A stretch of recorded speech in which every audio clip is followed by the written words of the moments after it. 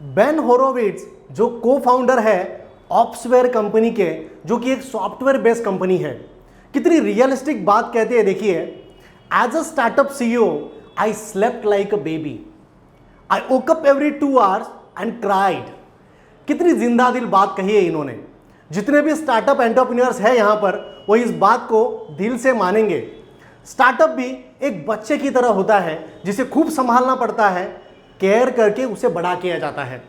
दोस्तों, क्या आप जानना चाहते हैं कि 90% इंडियन स्टार्टअप्स पहले 5 साल में ही क्यों फेल हो जाते हैं? ऐसे कौन से टॉप रीजंस हैं जो स्टार्टअप फेलर्स के जिम्मेदार हैं, और क्या आप इन सारे गलतियों से बचना चाहते हो तो ये वीडियो आपके लिए है। स्टार्टअप्स की बात करें तो कई सारे नाम आंखों के सामने आते हैं, जैसे क्रेड, फार्म इजी, मीशो, उड़ान, स्विगी, इंस्टामोजो, पॉलिसी बाजार, रेजर पे, पेटीएम और बहुत सारे। कुछ इंटरेस्टिंग स्टैटिस्टिक्स अगर हम लोग बात करें तो मैं आपसे शेयर करना चाहूंगा कि India has 105 unicorn startups and surprisingly only 23 of them are profitable. 2021 में इंडियन स्टार्टअप्स को 41.4 बिलियंस का फंडिंग मिला, लेकिन अगर 2022 की बात करें तो इन सारे कंपनियों ने हजारों एम्प्लॉयज को घर का रास्ता दिखा दिया। उनमें से बड़े नाम अगर देखें तो वेदांतु, कार्स 24, ओला, अनअकैडमी। आज का हाल यह है कि 37% फंडिंग डिक्लाइन हो गई है। पिछले 2 साल में भारत में स्टार्टअप्स का हाल यह है कि 10% स्टार्टअप्स ही उनकी 5th एनिवर्सरी को देख पाए हैं। IBM institute for business value की स्टडी रिपोर्ट यही कहती है कि 91% स्टार्टअप्स पहले 5 साल में ही फेल होने का रीजन है लैक ऑफ इनोवेशन। एक एग्जांपल से आपको समझाने की कोशिश करूंगा। लेट 90s में pet.com नाम की एक कंपनी थी जो पेट एसेंशियल डिलीवरी सर्विसेज प्रोवाइड करती थी, जैसे कि पेट टॉयज या फूड वगैरह वगैरह, पर उनके फिजिकल स्टोर्स नहीं थे जो कस्टमर का एक्चुअल पेन पॉइंट था। पेट्स के मामले में कस्टमर बहुत ज़्यादा सेंसिटिव होते हैं। जिनके घर पे पेट्स है वो समझ सकते हैं, वो उन्हें बच्चों की तरह प्यार करते हैं, हर चीज़ जांच परख के लेते हैं, और ये सारे चीज़ों की नीड बहुत ज़्यादा थी, पर इसके लिए फिजिकल स्टोर्स की डिमांड थी जो pet.com फुलफिल नहीं कर पाया और फेल हो गया। वहीं पे अगर बात करें, अमेजॉन ने कस्टमर के पेन पॉइंट्स को ढूंढा और जाना कि लोगों को किताबें पढ़ना बहुत ज़्यादा पसंद है, फिजिकल स्टोर्स उनकी रिक्वायरमेंट फुलफिल नहीं कर पा रहे हैं। अमेजॉन की वेबसाइट पर 2.5 मिलियन बुक्स अवेलेबल है, जितनी किताबें कभी कोई स्टोर रखना पॉसिबल ही नहीं है। और परिणाम देखिए, आज अमेजॉन $1 ट्रिलियन वैल्यूएशन वाली कंपनी बनके सक्सेसफुल कंपनीज के लिस्ट में आकर दुनिया पे बस राज कर रहा है। अब सवाल यह है कि फिर क्यों इतने सारे स्टार्टअप्स फेल हो रहे हैं? तो चलिए जानते हैं इस वीडियो में। वीडियो को अंत तक जरूर देखें, और मुझे पता है कि आप जरूर देखोगे। This is Bharat Vishay, entrepreneur, business coach, and my life purpose is to create value in entrepreneurs life. दोस्तों, अगर पहली बार ये चैनल पे आए हैं तो सबसे पहले एक एक्शन ले लीजिए, क्योंकि एंटरप्रेन्योर्स हमेशा एक्शन टेकर्स होते हैं। इस चैनल को सब्सक्राइब कर दीजिए बॉस, क्योंकि बहुत वैल्यूएबल कंटेंट आपको दे रहे हैं। अगर ये वीडियो अच्छा लगे तो लाइक जरूर करें और ज़्यादा से ज़्यादा एंटरप्रेन्योर तक शेयर करें, क्योंकि ये वैल्यू क्रिएशन का जो सिलसिला हम लोग ने शुरू किया है ये ऐसे ही बरकरार रहे। Reason number 1, lack of market demand.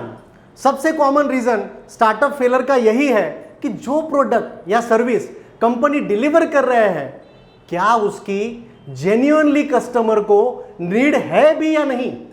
Market research की नीड दोस्तों इसीलिए होती है। कई बार प्रोडक्ट कॉस्टिंग इतनी होती है कि टारगेटेड ऑडियंस उसे अफोर्ड ही नहीं कर पाती है, या फिर मार्केट में और कई सारे सिमिलर प्रोडक्ट उससे बेहतर और कम प्राइस में अवेलेबल होते हैं। मार्केट डिमांड को इतना महत्व इसीलिए है क्योंकि इससे कस्टमर सेटिस्फैक्शन का पता चलता है, उसमें बिजनेस अपॉर्चुनिटी कितनी है इसकी जानकारी मिलती है, और कॉस्टिंग कितना रखना है यह भी समझ में आता है।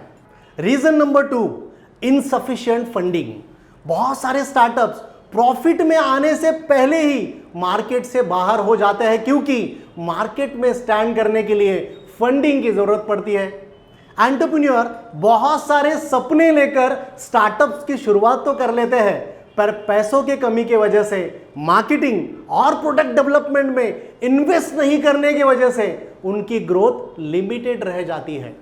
एज एन एंटरप्रेन्योर आपको family, friends, peers, venture capitalist, angel funding firms, crowd funding, ऐसे कई सारे माध्यम हैं, उनसे आप फंडिंग क्रिएट कर सकते हैं, पर उसके लिए आपकी आइडिया जो है उसमें दम होना चाहिए।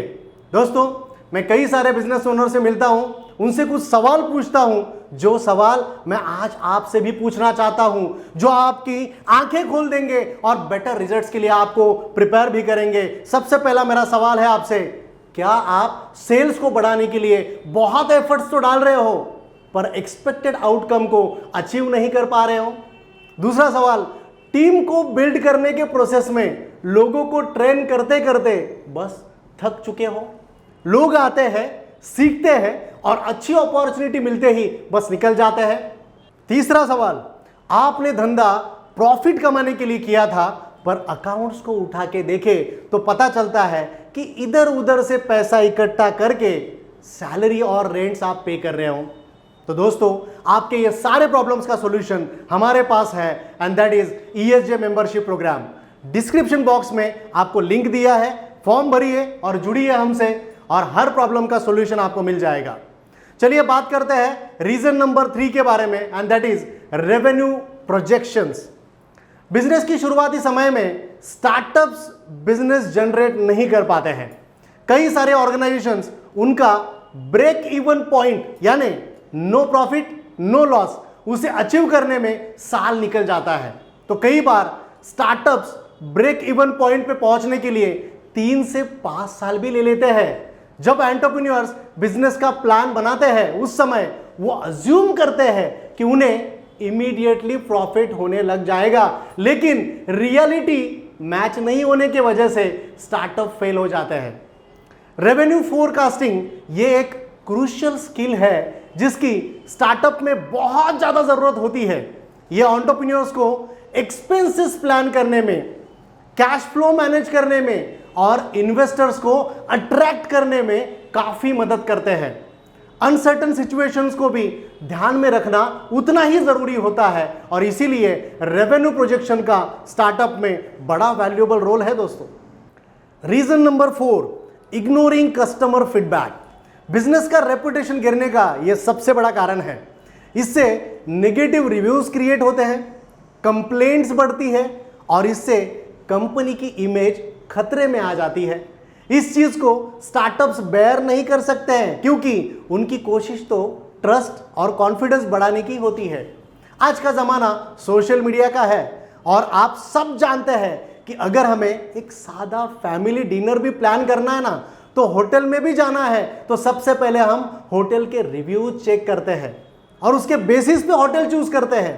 अगर सही कहे तो फीडबैक्स ही है जो हमें area of improvements, customer satisfaction और कंपटीशन के बारे में अवगत कराते हैं। बहुत सारे स्टार्टअप्स इसी बात को भूल जाते हैं। दोस्तों, उसका परिणाम होता है कि स्टार्टअप्स बुरी तरह से फेल हो जाते हैं। एक सर्वे यह कहता है कि 14% स्टार्टअप्स इस बात को एक्सेप्ट करते हैं कि उनके फेल होने का रीजन कस्टमर फीडबैक को इग्नोर करना ही था। स्नैपडील जैसी बहुत बड़ी कंपनी ये चीज को एक्सेप्ट करती है कि क्वालिटी ऑफ प्रोडक्ट्स और कस्टमर सर्विस कंप्लेंट्स को सही तरीके से टैकल नहीं करने की वजह से उन्हें प्रॉब्लम फेस करने पड़े थे। Reason number 5, poor marketing and sales. आज का गोल्डन स्टेटमेंट है दोस्तों, बस आपके लिए।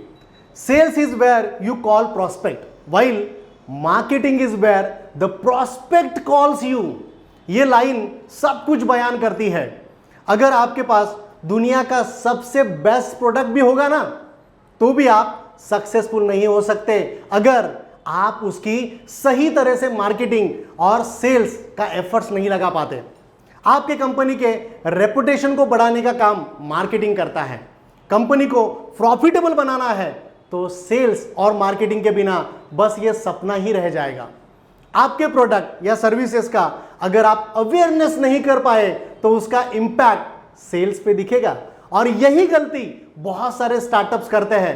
बस प्रोडक्ट अच्छा होने से कुछ नहीं होता है, उसकी सही मार्केटिंग और सेल्स ही बिजनेस को प्रॉफिटेबल बनाती है। अब आप समझ गए होंगे कि इन्हीं वजह से, यही तो कारण है जिसके वजह से स्टार्टअप्स फेल हो जाते हैं।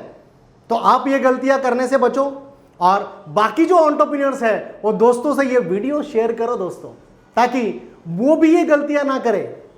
दोस्तों, जितना हो सके हम इस वीडियोस के माध्यम से आपकी एंटरप्रेन्योरशिप के जर्नी को आसान बनाने की बस कोशिश कर रहे हैं। इस जर्नी में कभी अपने आप को कमजोर नहीं होने देना, अपना हौसला नहीं टूटने देना, बस एक अप्रोच के साथ हमेशा जीना, and that is never ever give up approach. फिर से एक बार दोहराऊंगा, never ever give up approach. दोस्तों, अगर आप नए हो तो इस चैनल को सब्सक्राइब करिए, अगर नहीं किया तो बहुत वैल्यूएबल कंटेंट को मिस कर जाओगे। अगर अच्छा लगे वीडियो तो लाइक करने से क्यों कतराना, बस लाइक कर दीजिए और कमेंट में बताइए कि आप नेक्स्ट वीडियो कौन से टॉपिक पर देखना पसंद करोगे। So thank you very much and all the best for your future Endeavour.